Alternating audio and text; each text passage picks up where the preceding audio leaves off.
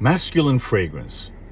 Imagine for one moment that you are sitting in a 200-year-old library. You're sitting on this beautiful leather chair that's been worn out.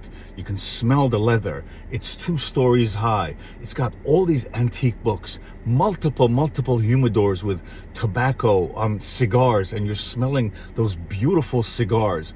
Now imagine, by the way, that you've got a little bit of hint of vanilla, and then this fireplace that's 9 feet wide, roaring fireplace with this amazing ash and woody notes, and you are absorbing this, while behind you is this huge table that's got 400 roses on it.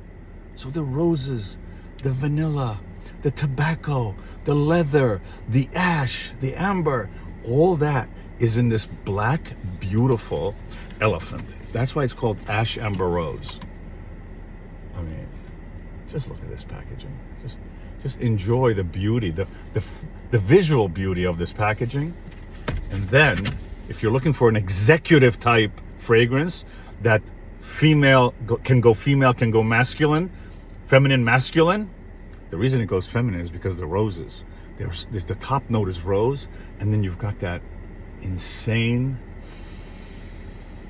I don't know how else to describe it, but this thing is such a unique fragrance. A 220-hour burn, 25-ounce candle.